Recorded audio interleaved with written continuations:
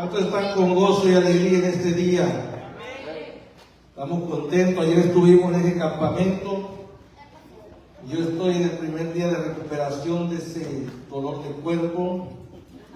Tenía un año que no jugábamos fútbol y imagínense, apenas me levanté el día de hoy. Pero Dios es bueno. Amén. Ya estaban oxidados los huesitos. Pero ayer fue un momento, yo le decía a los hermanos, comentaba con mi esposa también, fue un momento maravilloso, porque pudimos sentir una paz, una tranquilidad. Vimos como el Señor estaba en medio nuestro, el respaldo, en el momento de la adoración, pero en el momento de la unidad, que es lo que siempre buscamos como iglesia, esa unidad, esa armonía, ¿verdad? Donde no importa la nacionalidad o el color o el estatus social, sino que somos uno solo en Cristo Jesús. Y eso es lo que busca el Señor, pero esa unidad el Señor la muestra en la Escritura, pero los que la debemos hacer somos nosotros, nuestra actitud, ¿verdad? Con nuestra actitud, con nuestras acciones. Y creo que ayer todos tuvimos una actitud de unidad y todos tuvimos esa acción de compartir unos con otros alimentos y de todo, y eso fue maravilloso. Amén.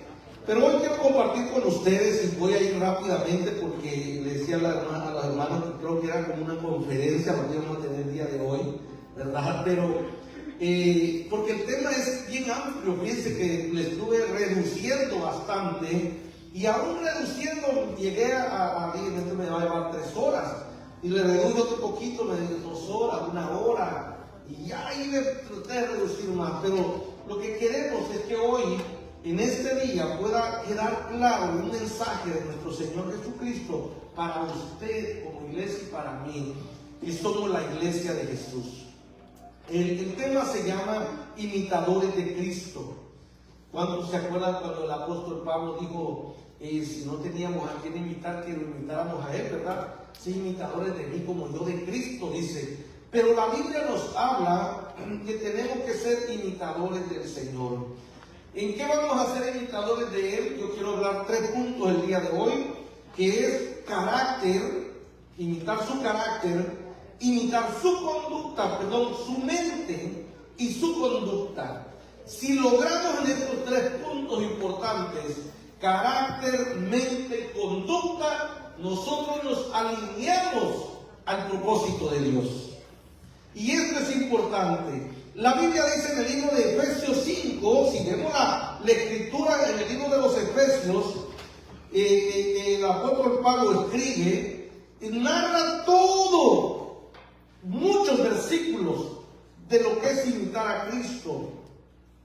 Pero en el capítulo 5 de Efesios, vamos a leer el número 1, el versículo 1 del capítulo 5, dice, sed pues, ¿qué dice? Imitadores de Dios como hijos amados. Sed pues imitadores de Dios como hijos amados. Y de ahí desglosa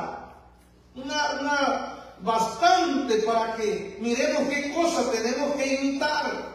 Pero yo quiero ir primeramente, cuando habla del ser imitador de Cristo, tiene que ver con carácter.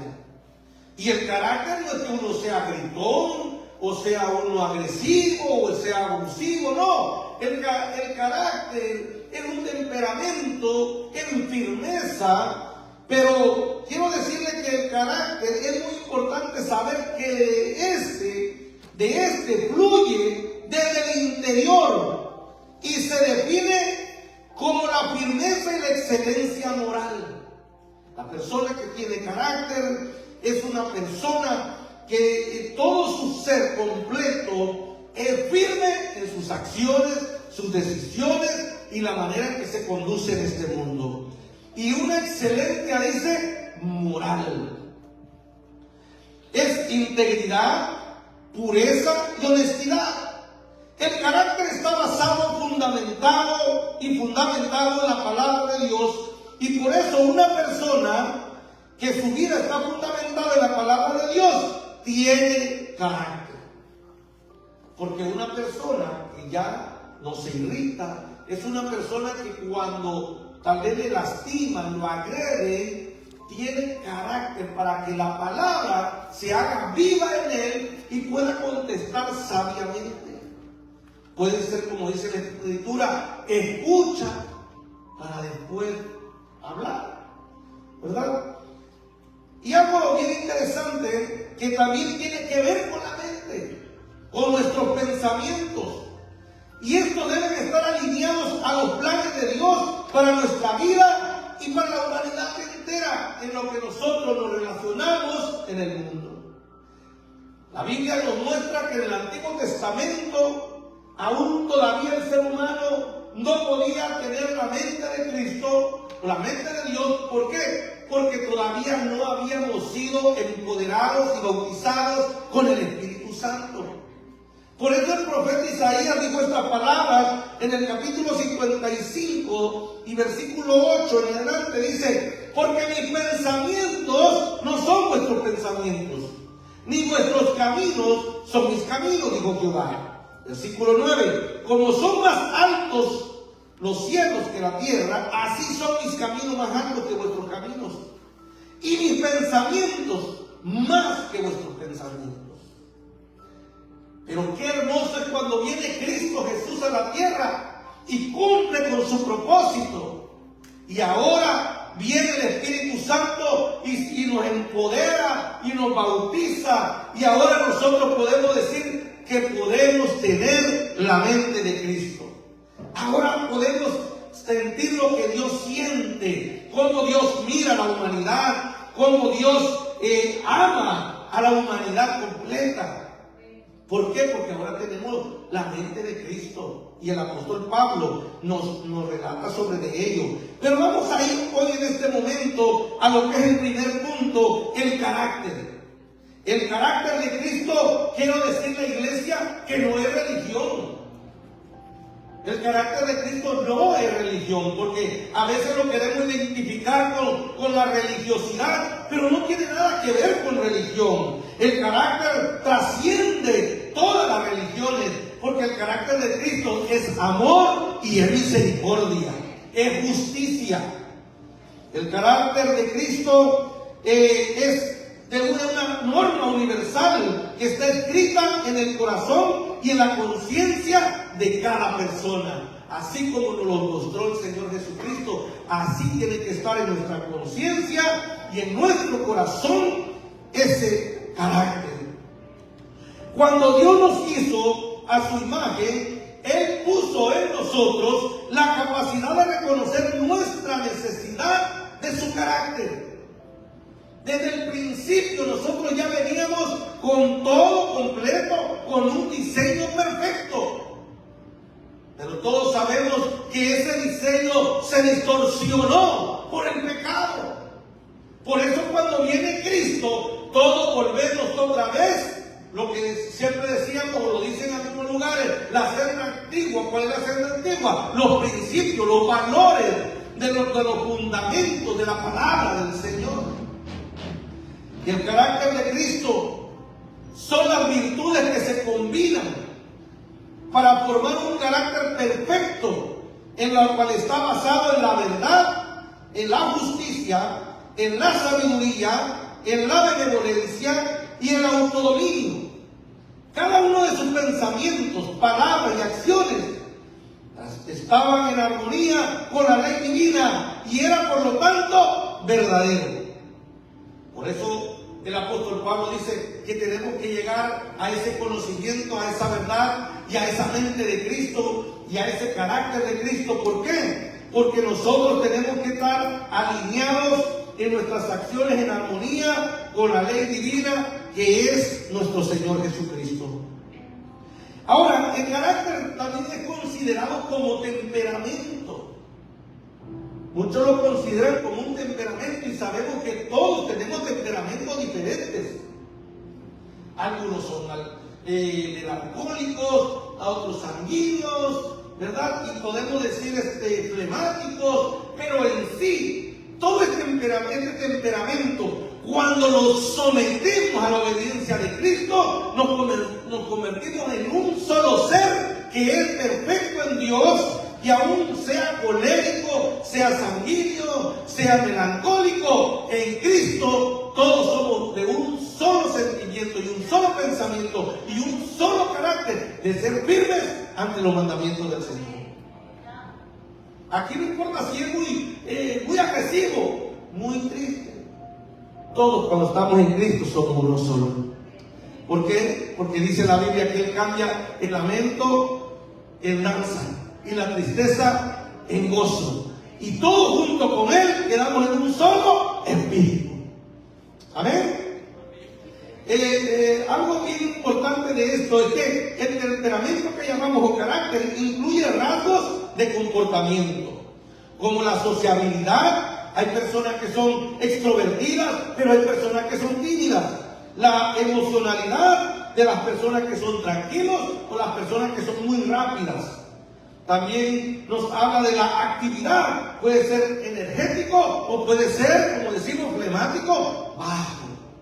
Pero también puede ser persistente, que esto es lo que determina a una persona cuando está como animada o cuando está desanimada. Por eso el temperamento va alineado al carácter, y ese carácter lo ponemos en Cristo y ahora se balancea todo completo. En Cristo balanceamos todo. Por muy desanimado que esté, cuando yo vengo a la presencia de Dios, Él me fortalece. Pablo lo decía, que en Él estaba su fortaleza. Amén. El libro de Mateo nos habla algo bien interesante. Y dice en el capítulo 10, versículo 16, dice que debemos ser listos, prudentes, o en otra versión dice astutos. Miren qué interesante esto. Dice el Señor, yo los envío a ustedes como lobos, como ovejas en medio de lobos. Pero ustedes tienen que tener una cualidad. Deben ser listos. Porque a veces cuando venimos al Señor, como que nos vamos al otro extremo.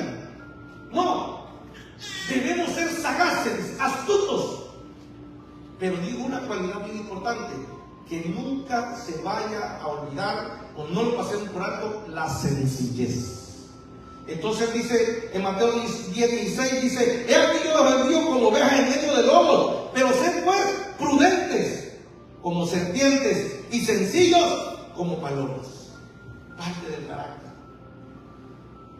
Somos listos, tenemos que estar bien listos, con los ojos bien abiertos en lo que el mundo está ofreciendo, en lo que viene. Dice que las artimañas del enemigo son bien, así como camuflajeadas. Debemos estar bien, como decir, atentos de que no seamos engañados con lo que el mundo está hablando, o lo está diciendo, o nos quiere convencer. Tenemos que estar bien listos con lo que el mundo quiere hacer en contra nuestra. Porque no vaya a pensar o pasar como lo que hoy está pasando afuera, que a lo malo le están llamando bueno, y a lo bueno le están llamando malo. Porque ahora, por ejemplo, las familias, y ahora, si quiero traer a mi hijo a la iglesia, tengo que pedir permiso al niño, porque dice que si no viola sus derechos. Y que no puedo hacer otra cosa porque entonces lastimo sus sentimientos. Pero ¿qué dice la Biblia? El que ama, disciplina y corrige. Y dice la Escritura, instruye al niño en su camino, hasta que llegue a la mayoría de edad y tome sus propias decisiones. Y entonces, si en ese tiempo de tomar sus propias decisiones él se pierde, hay una promesa para nosotros los padres, que Él nos lo regresará. Tarde o temprano lo volverá a casa. Pero mi responsabilidad es tener carácter. El carácter de enseñar, de instruir, de corregir, de disciplinar, para que nuestra sociedad no esté como esté ahora, pervertida, dice la Biblia. Una generación perversa y maligna. Porque no ha habido padres con carácter. Mire, Pablo dijo una palabra que yo la puedo traer y muchos de ustedes me van a entender. Pablo dijo, yo llevo las marcas o las huellas de Cristo. Yo no puedo decir esto, pero sí puedo decir que llevo las marcas y las huellas de mi papá. porque el viejo no le fallaba. Chanclazo donde te alcanzaba, leñazo, terronazo, donde estuvieras. Y te alivianaba, porque te alivianaban, así decía. ¿Sí? ¿Qué es eso que tengo depre? ¿Qué depre? Nos afilaban un machete y órale a trabajar y se iba la depresión. No había teléfono, no había nada de eso. Por eso se le llamó una generación de oro. Pero hoy, ¿sabe cómo le están llamando a nuestra generación? Generación de cristal. Sensibles. ¿Por qué? Por falta de carácter. El carácter de Cristo. Él nos enseñó en su palabra, y dice Mateo 11:29, llevad mi yugo sobre vosotros y aprended de mí, que soy manso, humilde de corazón, y entonces hallará descanso en vuestra alma. Y esto tiene que ver con comportamiento. El carácter tiene que ver con el comportamiento. ¿Cómo nos comportamos? Dice que es la perfección de los atributos de Dios en el cumplimiento de su propósito en la tierra. Cuando se habla de alguien que no tiene carácter, se está hablando de una persona de mal carácter. Es una persona que se enoja fácilmente. Es una persona que reacciona en forma violenta. Es una persona que insulta, se irrita. Es una persona que en otros sinónimos le llaman, esta persona tiene mal genio o mal humor. Y eso tiene que ver con el carácter. Entonces la persona que no tiene carácter no tiene dominio propio y se enoja rápidamente. Y agrede rápidamente. ¿Por qué? Porque no tiene control, no tiene carácter para poder respirar, como dicen muchos, y tranquilizarse. ¿Sí? Yo contaba una historia y se la voy a recordar. Ya no la sabe de Mateo. Un hombre que fue con su niño a una tienda de cristales. Y el niño era tremendo. Y dice que pasó el niño a agarrar los cristales, ¡fua!, los tiraba. Y decía él, tranquilo, Mateo. Pasó por otra línea y agarró, ¡fua!, quebró los dos. Y dijo, tranquilo, Mateo. Y una señora lo empezó a observar. Y pasó por otro lugar y quebró otro niño. Y dijo, tranquilo, Mateo. Y respiraba poco.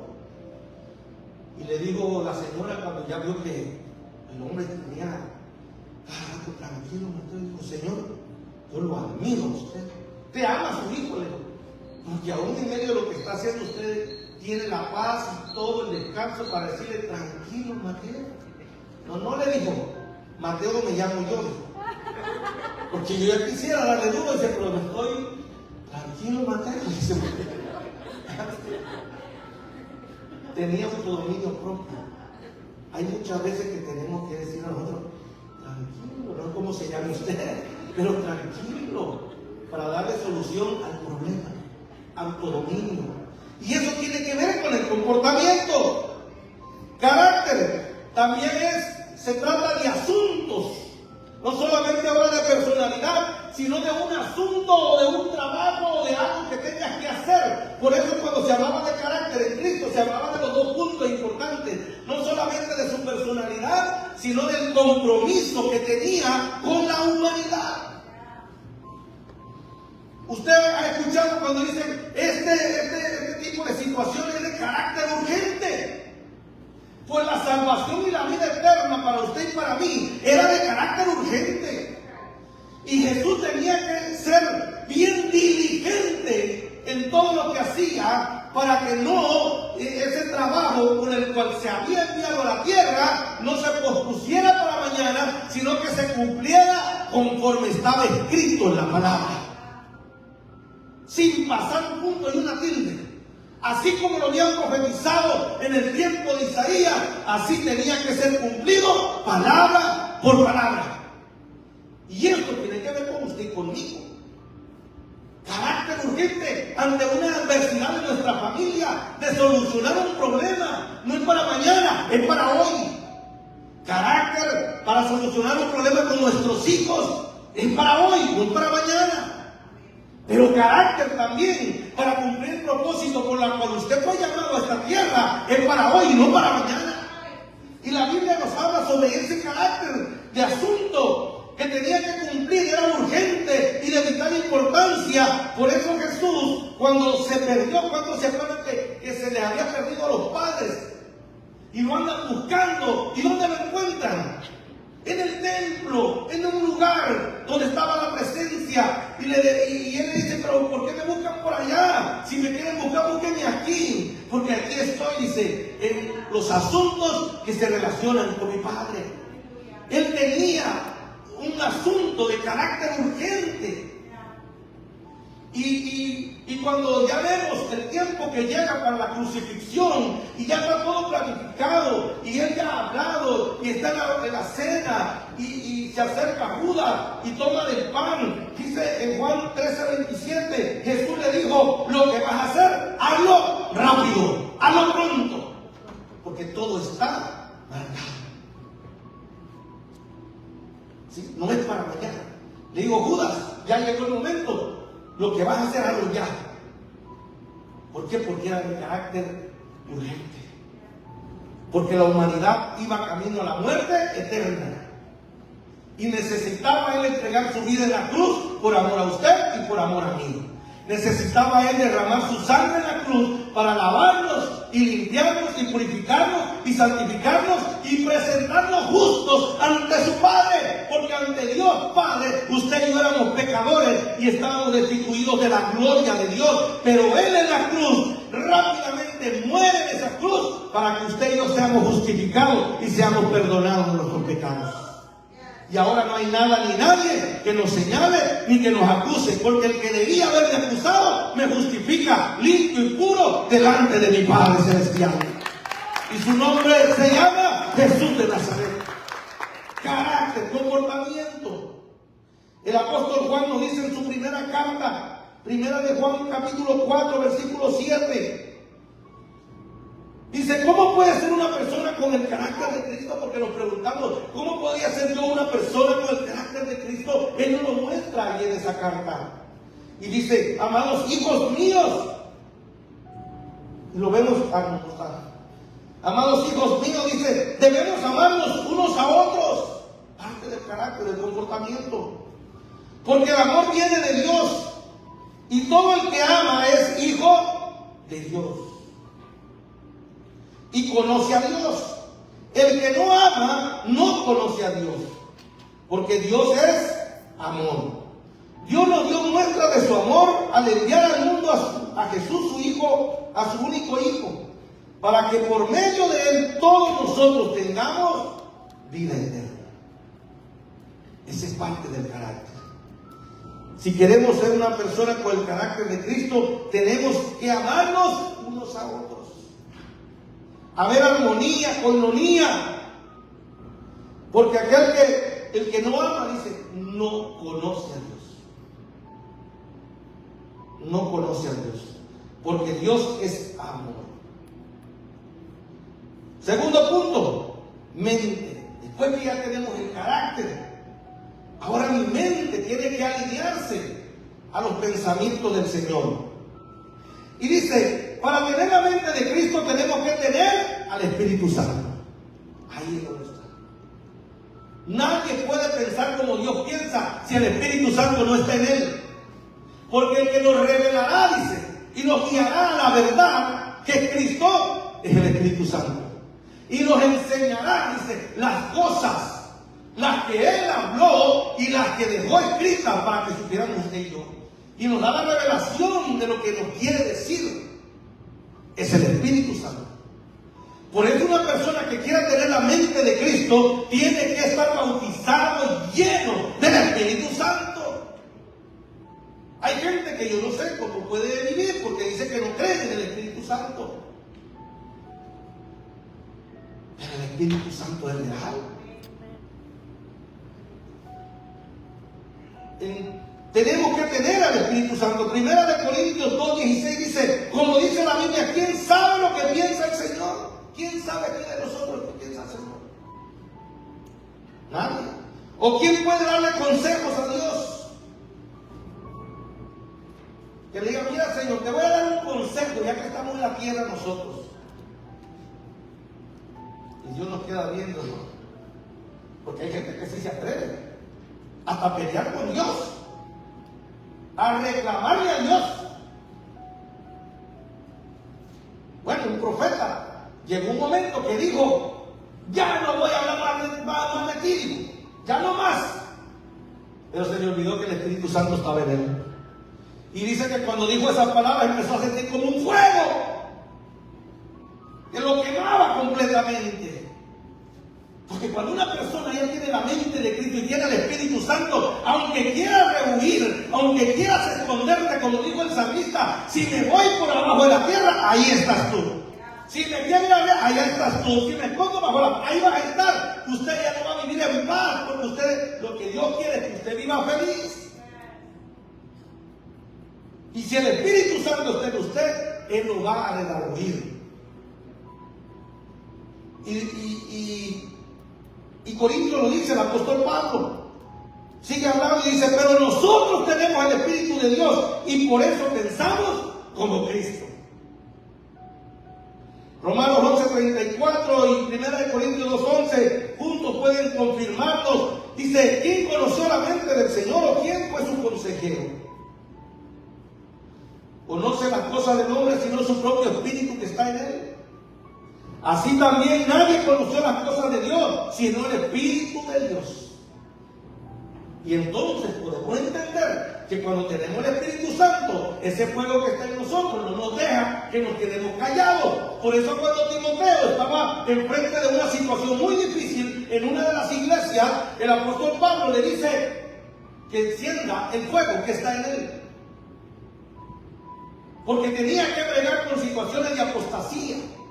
Tenía que bregar con una ciudad donde había idolatría, donde había falsos maestros, donde había de todo. Y si el Espíritu Santo no estaba en él no podía confrontar esa situación. Y necesitaba tener la mente de Cristo, no solamente para poder guiar a ese pueblo, sino para confrontar el pecado. Y cuando no tenemos la mente de Cristo, es cuando para nosotros todo está bien. Pero cuando tenemos la mente de Cristo, podemos darnos cuenta del bien y del mal, de la oscuridad y de la luz. Podemos discernir en el Espíritu. ¿Estamos, iglesia? La mente de Cristo. Efesios 4:23 dice estas cosas: ustedes deben cambiar completamente su manera de pensar y ser honestos y santos de verdad, como corresponde a personas que Dios ha vuelto a crear para ser como Él.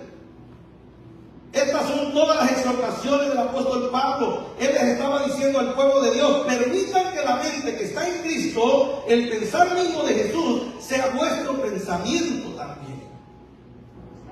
La mente de Dios es absolutamente indivisa. En la práctica, con todo lo que se haga, esto significa que su soberanía nunca puede separarse de su amor. No hay división. Su gracia no puede separarse de su omnisciencia. Y su juicio no puede separarse ni de su misericordia ni de su ira. La mente de Cristo. Es necesario, dice, renovaos en el espíritu de vuestra mente. No os conforméis a este siglo. No nos conformemos con lo que está sucediendo afuera. Seamos nosotros los que hagamos la diferencia. Donde lleguemos, seamos la luz. Donde nos presentemos, que nos miren diferente. Que nosotros hagamos la diferencia entre ellos. Pero esta diferencia dice que para que no nos pasemos a otro extremo, que no se divida o no se separe de su amor y de su misericordia y de su justicia y de su bondad. Para que no nos convirtamos en personas religiosas y que ahora todo es pecado también.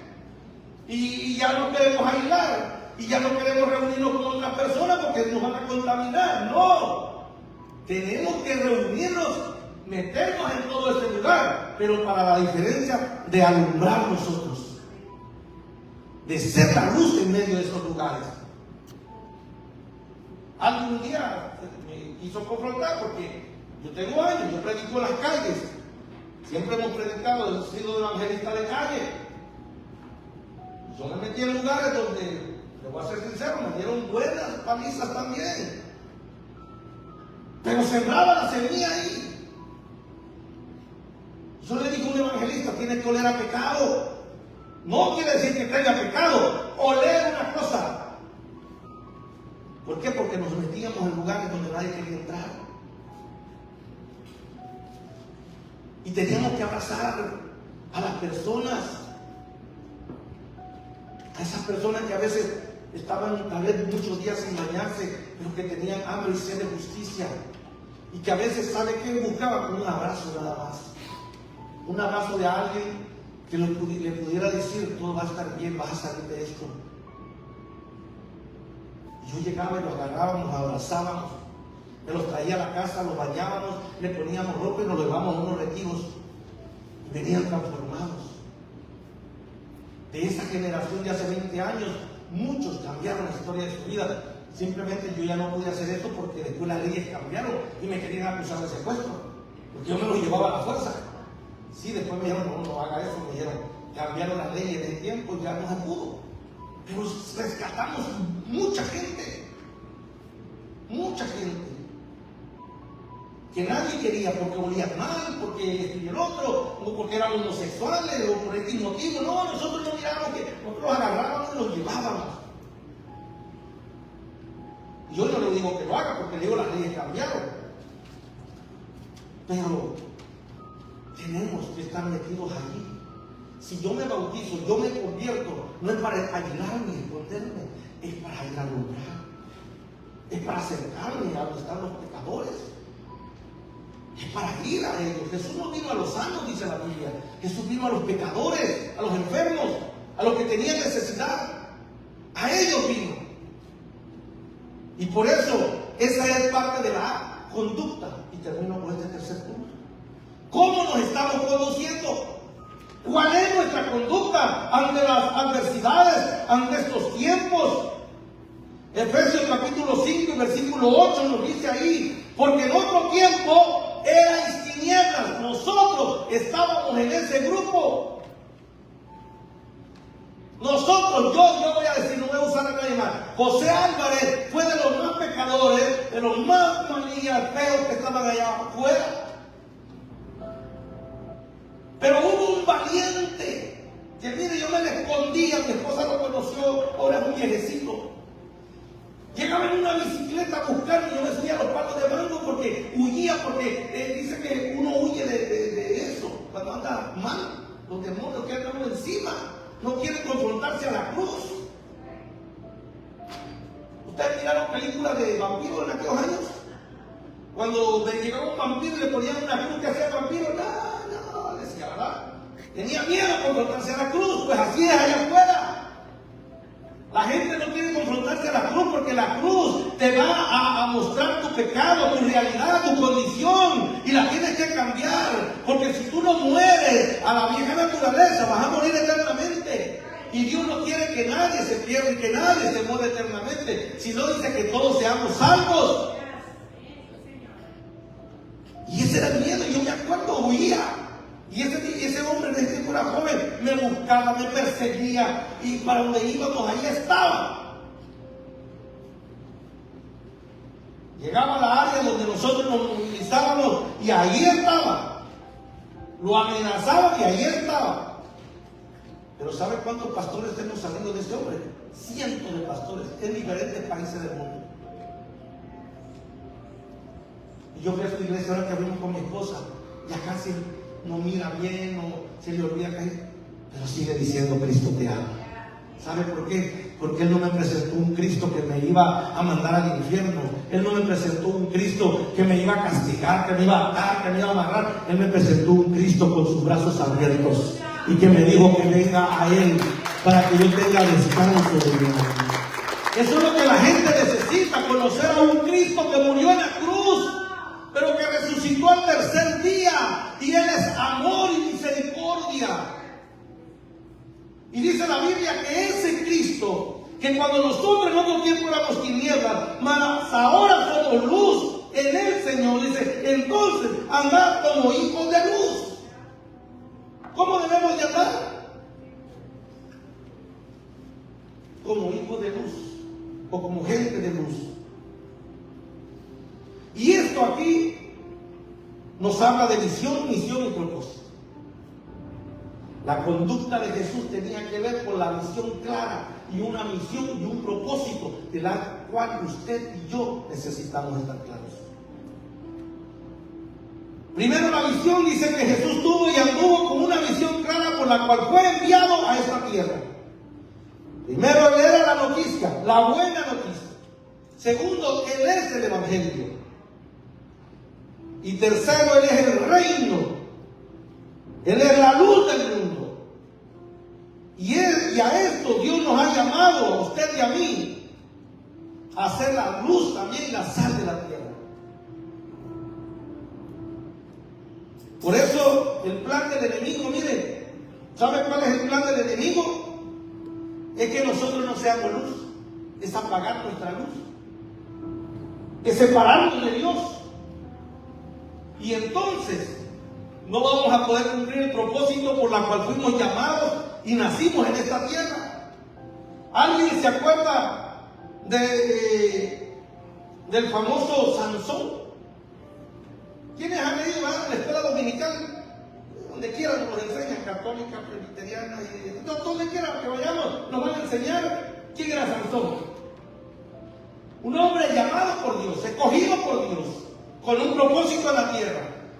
Fuerte, ¿verdad que era fuerte? No había nadie que le ganara. Pero el plan del enemigo para poder destruir el propósito de Sansón, que es la misma estrategia que usa hoy para destruir el propósito de cada persona, es tenerlo ciego,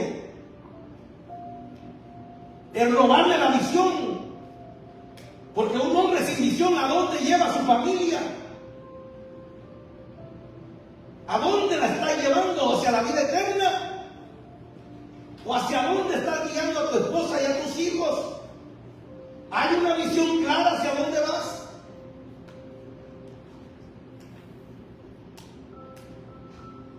Decía el leoncito, el león le dijo al leoncito, cuidado hijo, le dijo al leoncito, y el leoncito le dijo, no, cuidado tú, porque yo voy pisando tus huellas. Cuidado papás, porque sus hijos van pisando sus huellas. Ustedes son el testimonio y el ejemplo. ¿A dónde estamos llevando la familia? ¿Hay visión? ¿Usted ya visualizó su familia? ¿Ya lo vio? ¿Cómo quiere ver a sus hijos?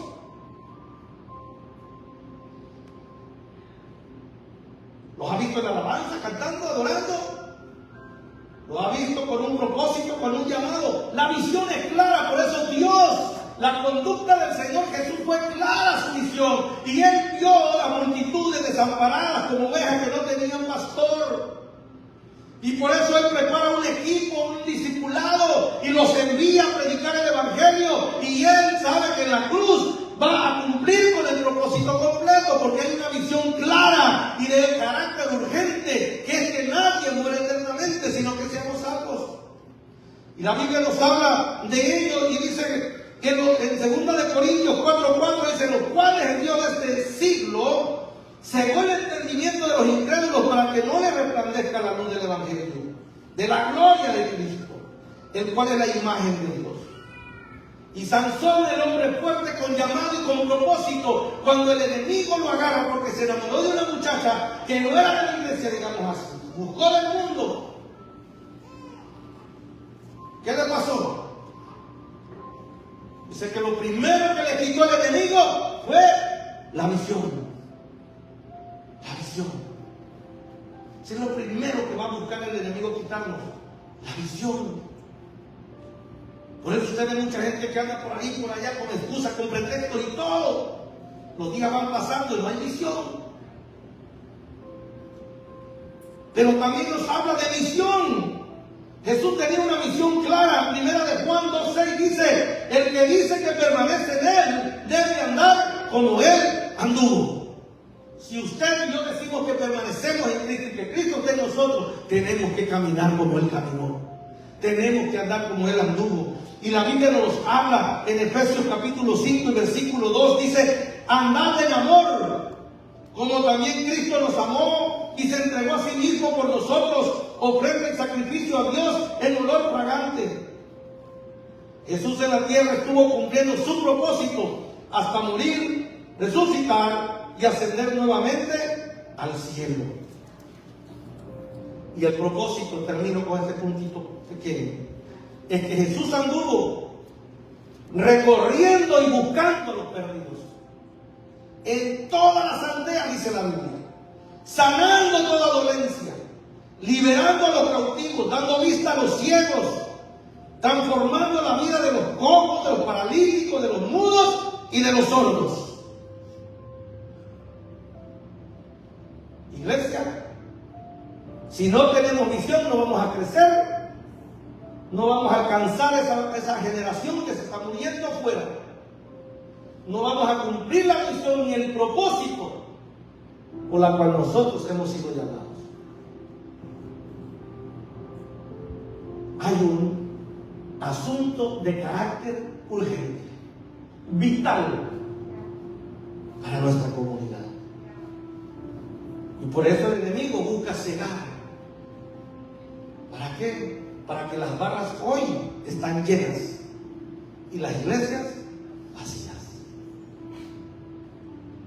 Pero si nosotros nos convertimos en imitadores de Cristo, esas barras de esta ciudad se van a cerrar y las iglesias van a prosperar, porque se están abriendo más barras y se están cerrando muchas iglesias, y esto debe ser al revés. Si tenemos visión y propósito, el carácter de Cristo, la mente de Cristo, nosotros vamos a hacer que se cierren las barras y que se abran más iglesias. Amén. Denle un aplauso al Señor entonces y póngase de pie en esta tarde. Tenemos que invitar a Jesús, iglesia. Como dijo Pablo, y fue claro, dijo, háganlo como yo. Así podemos cumplir nuestro propósito en esta tierra hasta morir. Luego resucitaremos y estaremos con Cristo en la boda del Cordero. Pero todo depende de nosotros. Amén. Vamos a cerrar nuestros ojos por un momento y vamos a dar gracias a Dios. Yo no sé si usted, yo siempre oro al Señor y le digo, Señor,